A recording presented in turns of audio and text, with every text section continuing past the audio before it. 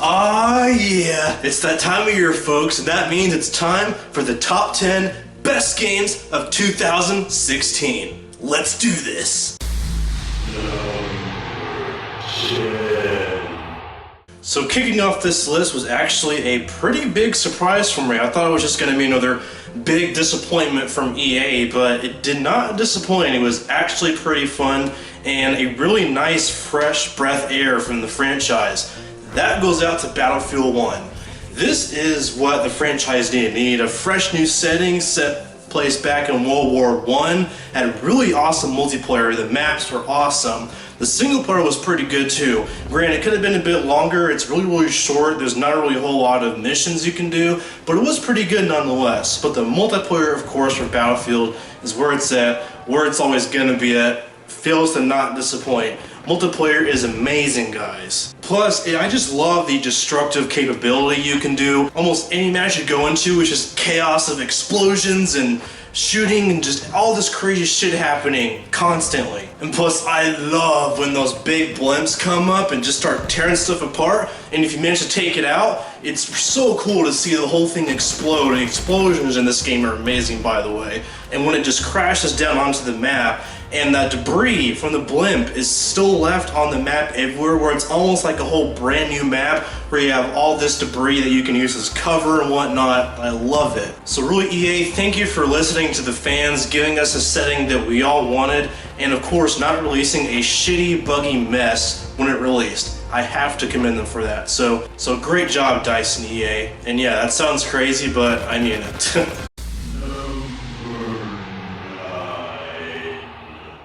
Now next is something that a lot of people have hyped this year, which to no surprise, it was one of the most hyped games, most play games of this entire year, and it basically created a whole new franchise within of itself within the cosplay community. A lot of you guys already know what I'm talking about, but I'll just go ahead and say it anyway, with Overwatch. So this was a pretty big surprise for me. I wasn't really too interested in it when it first came out because I was like, it's just a glorified first-person shooter really, but then I got into it, I couldn't stop playing it. I was really surprised. The character classes are unique and interesting. I love all of their unique abilities. The weapons are badass, and I just love the way the game looks really. It's like this unique style. It's a very unique artistic style to it. Very interesting. And I really like how if one character has a certain ability, that can affect another character with a different type of ability. So when they start going at it, the way the combat works is it's almost like it's intertwined with each other, if you will. So if one character has a shield attack, another person has it's a different type of attack, it coincides with each other, and the gameplay is just really fluent. Overall, the multiplayer just completely killed it. I totally understand the hype, even though this game was hyped all to hell. But this basically created a franchise in of itself, which more than likely we're going to see a couple sequels out of this thing, which I'm really excited to see. So congrats to the developers. The multiplayer is really awesome. Keep it up. Alright, time for the fanboy me to come out. So I actually did a review of the first game that released last year, and I was really surprised they came out with the sequel this year. And they basically listened to every single solitary complaint that we have. I have to commend the developers for that. So that, of course, is Dragon Ball Xenoverse 2. Again, it's still crazy how fast this game came out because fans were begging for a sequel and they went ahead and released it really fast. I was, not gonna lie, I was a little bit skeptical at first because of how fast it was releasing. Actually playing it though, it's basically what the first game should have been. It's pretty much everything about Xenoverse 1, but improved. I'm not sure where to begin with all the improvements, so I'll just go ahead and start with the hub world. In the first game, it was very bland. You could only go within certain areas of the hub world. Every single time you would go to another section of the hub world, you'd be stuck in this loading screen. And also, a lot of people complained about being able to run way too slowly. It really took away from the experience because when you're playing this epic quest, you're flying around, tearing it up, and then you go into this hub world and then you run super slow. This game, however, completely different new system. So pretty early on in the game, you get like this little hoverboard which helps you move along faster, and eventually after you get through about halfway through the game's main quest line, you actually can fly around the hub world, which of course is what 90% of players are going to do anyway. There's way more attacks to choose from, way more parallel quests, even though I felt like they did use some parallel quests from the previous game and poured it into this game. In fact, quite a few of them felt like that, and there were a lot of quests that felt similar. This one, however, just improved upon the gameplay. The attacks feel way more smooth. There's a lot more variety in terms of the major attacks, ultimate attacks, plus all the different races in the game, which by the way, there's a lot more races to choose from as well. They feel really diverse. In the first game, they felt pretty similar for the most part. The only really major change that I felt like you were given were their statistics from the beginning. So Saiyans had less health, but their attack power was stronger, Nameks vice versa. This game, however, it's way more diverse than that. Each different type of race plays completely different, which I really like. I just beat the game playing through as a Saiyan. I want to play through the game a second time and play as a Namekian. The story, although I don't really think it's as good as the first one, it's pretty excusable because the gameplay itself, super fun, I'm telling you. Another thing they really improved on from the first game is customization.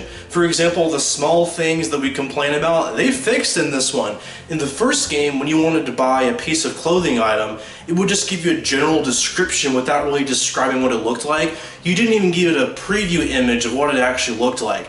This game totally addresses that, and plus, not only do you get to see what it looks like before you buy it, there's way more options to choose from, which I love. Way more teachers you get to choose from, which give you really badass attacks. Way more quests, the story is much longer. I mean, really, Xenoverse 2 is just a bigger and better game than Xenoverse 1, and that's exactly what I asked for. It's exactly what I got. So thank you, Dimps. This is exactly what I wanted, and I'm gonna play this game for probably a lot more months to come.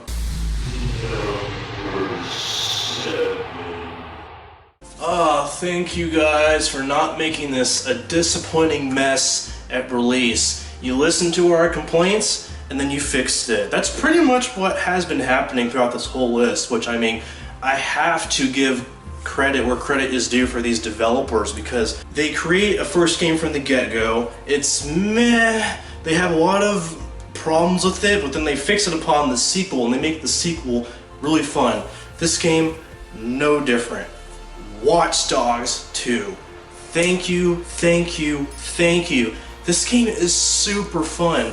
A lot of people that are saying this is disappointing are just going on the bandwagon from the first game saying, oh, it's Ubisoft, they're making a boring, repetitive, buggy mess game when it releases, why would anyone play this? No, this game totally improves upon the first. Let me explain why. I first want to address the gameplay. When this game was released, was it perfect? No. There were a few glitches and bugs here and there, nowhere near as much as the first game had, nowhere near as much. It actually felt like I was playing a completed game, which we should be getting in the first place, but I'm glad they made sure this game was solid before they released it. Again, it wasn't perfect, but really any major big game like this that you can free roam around a huge city is to be expected, so it's not that big a deal. The combat heavily improved. I feel like it was a lot more smooth, and plus you play as a different character this time around, which is a lot more interesting than Aiden Pierce from the first game. Now you play as Marcus. I feel like he's a lot more likable character. He's also just way more fun to play as. He's way more smooth when he's doing his parkour combat. He has a lot more cooler gadgets to play around with. Like for example, you have this drone that you can send up in the air and you can upgrade it to attack enemies or just spy on enemies, and you can hack enemies from the air. I thought that was really cool. And the story I liked a hell of a lot more in this game. I also really like the lighter tone in this game. It kind of is leaning more towards a Saints Row game with like craziness and silliness and stuff. But that's not really a bad game because what the first game tried to do was they tried to make it this serious, dark, gritty type game, but it just came across as boring. So Ubisoft totally did a 180 on that, where it almost feels like the opposite.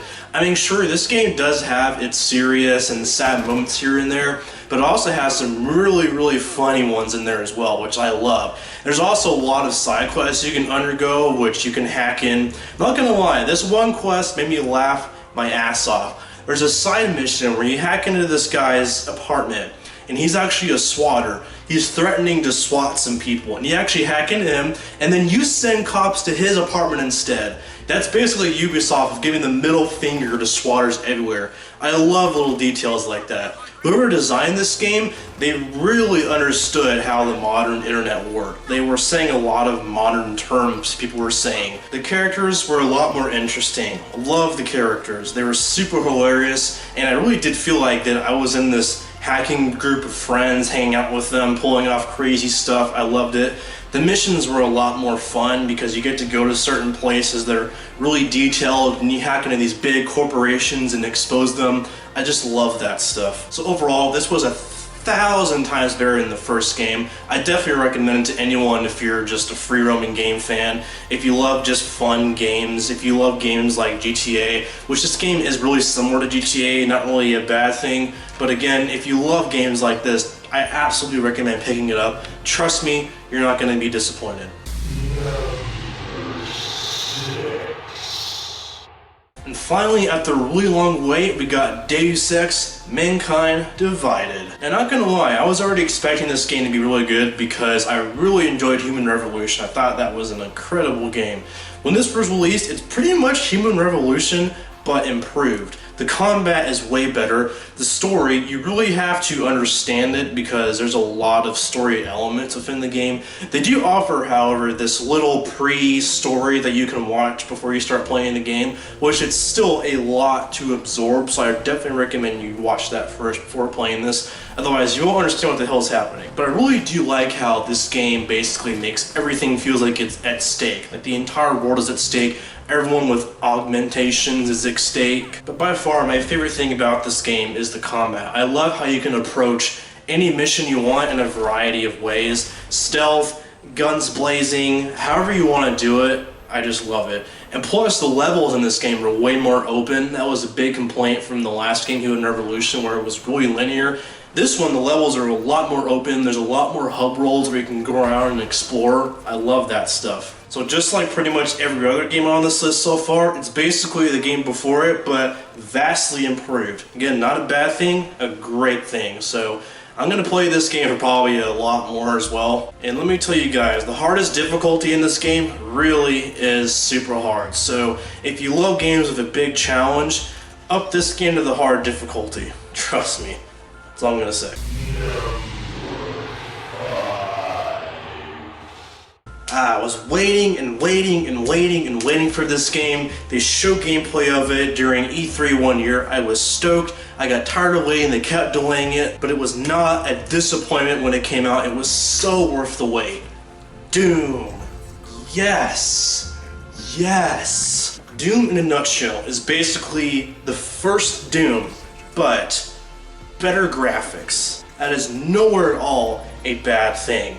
I mean, this may just seem like a standard first-person shooter, but this game mostly appealed to people like me and other people in my generation who played the first game and Doom 2 and 3 as well when they were released. This is really a callback to us, and we absolutely loved it. Pretty much a lot of my friends that are around the same age as me that have played the original Doom games absolutely love this. As the game goes on, it gets way more fast-paced. It's just non-stop. This game will kick your ass up until the very end. Heart-pounding action, I'm telling you. Glorified violence in this game as well. That's a big thing about Doom that, of course, caused a lot of controversy, but hey, that's what Doom is all about. So much awesome violence in this game, like up in your face. This game doesn't sugarcoat it. It's, we're gonna tear these demons apart and throw blood right in your face. I love that shit. I mean, this game moves super quick. The 60 frames per second just makes this game shine.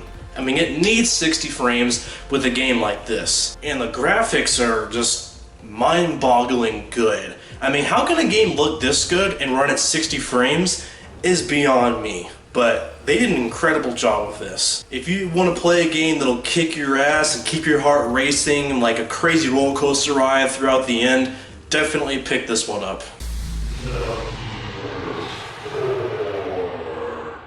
And yet another sequel that is leagues better than the first one, which I was super excited to play.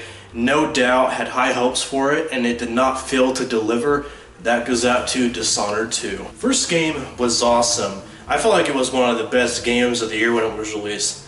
This game is no different. They knew that there was going to be a lot of high expectations going into this one.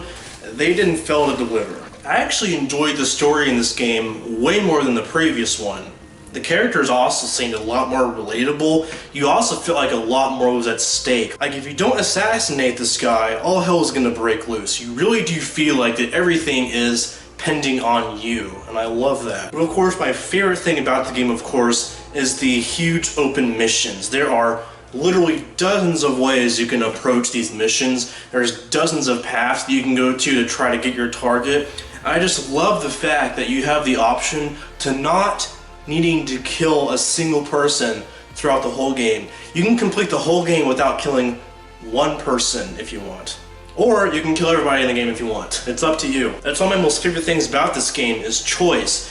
I mean, you have the choice to go in stealthily, you have the choice to go in and just murder everybody in sight, you have the choice to just try to avoid everybody without even touching anyone, you have the choice to go in like an assassin where you can try to navigate across rooftops and go through paths that wouldn't seem possible otherwise. I mean, hell, when I was playing these open missions and getting the choice to do however I wanted to go through them, I tried so many different ways, and I didn't even try every single way because there's just so much variety in how you can complete these missions, and I love that. So if you like games with that type of style, pick this one up, absolutely. I don't really need to tell you guys otherwise because I'm certain that a lot of you are probably going to pick this up anyway, so, but definitely do that. It's awesome.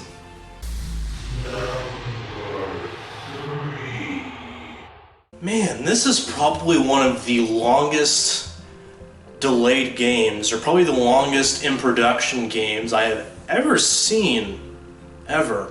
I mean, time and time again, we were hearing about this game, it got delayed, we got a release date, and that got delayed, people got tired of waiting, and finally, they were pushed to try to make this game, to make it release because the fans demanded for it, and we finally got it to come out.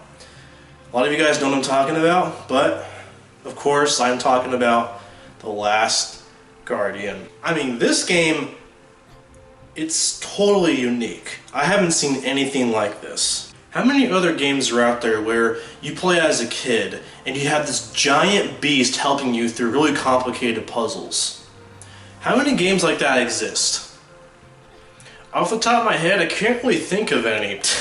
This was definitely worth the wait, and I'll explain why. The puzzles in this game are very interesting. Some of them are complicated, and you really have to use your brain to try to get through them.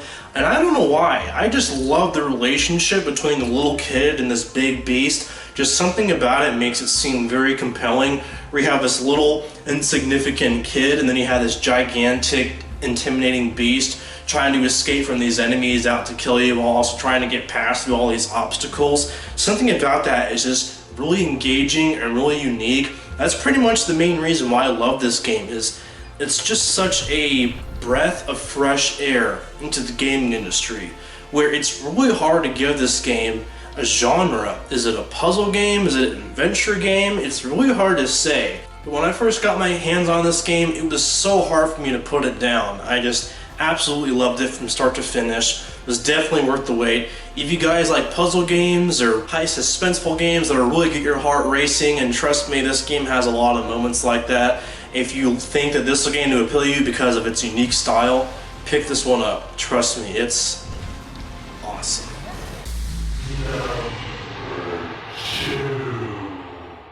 Coming in at number 2 was another game that got delayed so many times. Everybody was wondering if this was ever going to get released. It finally did, and it was awesome. That goes out to Final Fantasy 15. Now, real quick, I'm not the hugest, I'll go on record saying I'm not the hugest Final Fantasy fan. I played a few Final Fantasy games from here and there. You know, I played Final Fantasy 7, I played 8, I played 13, I played Lightning Returns, I played a lot of the recent ones, but this one really appealed to me just because they were trying to revamp the gameplay. And I thought it really worked really well. The best thing about this game, of course, is the gameplay, which is the most important thing in any game. The gameplay is so much fun. I'm telling you, I don't know why, just something about it.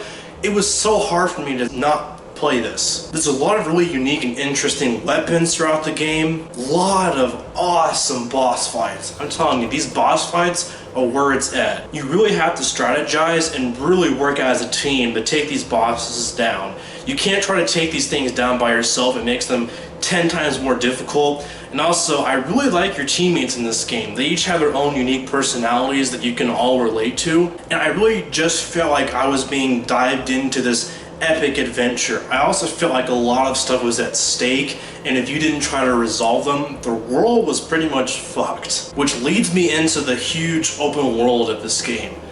I loved it.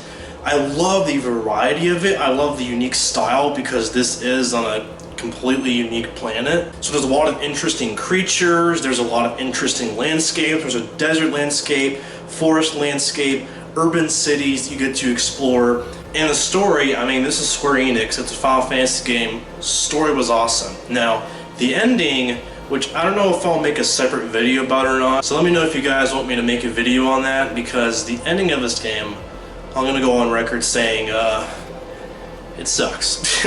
No spoilers, but the ending of this game, in my opinion, sucks. Also, probably about the second to last level of this game, I thought was awful. It felt like a totally different developer designed that level. I don't know what they were thinking. I'm not gonna spoil it, but there's a certain chapter in this game I thought was awful. I don't know what they were thinking. But putting that aside, I mean, that almost gets brushed off because you beat the game, you get to free roam the world, and that is where it's at. And I love the unique attacks, so if you attack an enemy from behind, when your teammates will jump in and do this unique attack and you take these guys out in badass ways. And you really do feel like a badass as you start upgrading your character, getting more skills. And because you are really greatly rewarded with going out and trying to attack enemies, it gave me an incentive to go after enemies that were more powerful than me. Not knowing if I was going to succeed, but I wanted to try anyway, just because I think the combat is that good.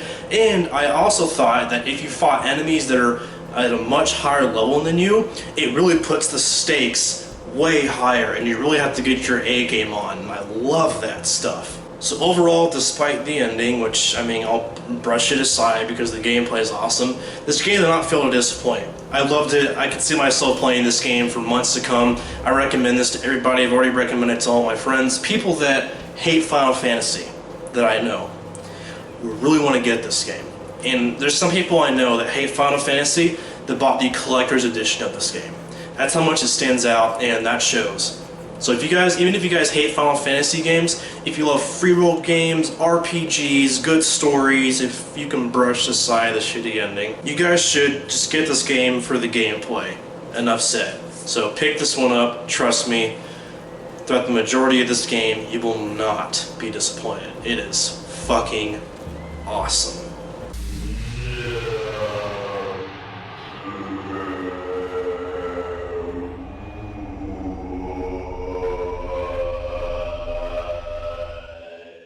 And this is heartbreaking, but for a good reason. It's heartbreaking because I know this is going to be the last one they're making in this franchise, but they worked their absolute hardest on this. It really shows, and it's probably the best possible way to end this franchise. That, of course, goes out to Uncharted 4: A Thief's End. Man, Naughty Dog, how do you guys do this? I really thought that with Uncharted 2 and 3, you were at the pinnacle of how good these games can get. This one releases fucking awesome. This game was almost perfect. The story was probably my favorite out of all the Uncharted games because a lot was at stake this time around. And plus, I really liked how it showed a lot of flashbacks from Nathan's past up until how they coincide with events in the future. And his story is super relatable, super relatable. That sounds crazy because he goes on all these crazy adventures and these death-defying acts and everything, but when things really start to get serious, they get really serious, they get really dramatic, and they get really sad. It felt like a lot of the people that wrote The Last of Us went into this game to help write it, which it wouldn't surprise me if that was the case, because this game has a lot of humor, it's got a lot of jokes, but also has a lot of serious tones, some really sad moments, which I'm not gonna lie, made me tear up a couple times, and that's really hard for a game to do, so I have to commend them for that. Gameplay is pretty much at its best. Its combat's super fun. There's actually a lot more weapons, and there's also a lot more ways you can get around with trying to navigate through the world with climbing. Graphics is a huge bonus. This game looks the best out of all the other Uncharted games. It really shows that they try their absolute best to make this the best looking Uncharted game, and they totally pull it off. So the awesome gameplay, the pretty much perfect story makes for a great package. It's a near perfect game. I understand not everybody will have a PS4, but if you have a PS4, this is a must buy, no questions asked. Trust me. Well guys, that does it for my top 10 best games of 2016. Be sure to stay tuned for my video on my top 10 most disappointing games of 2016. And there were sure a lot, but I had to narrow it down to 10.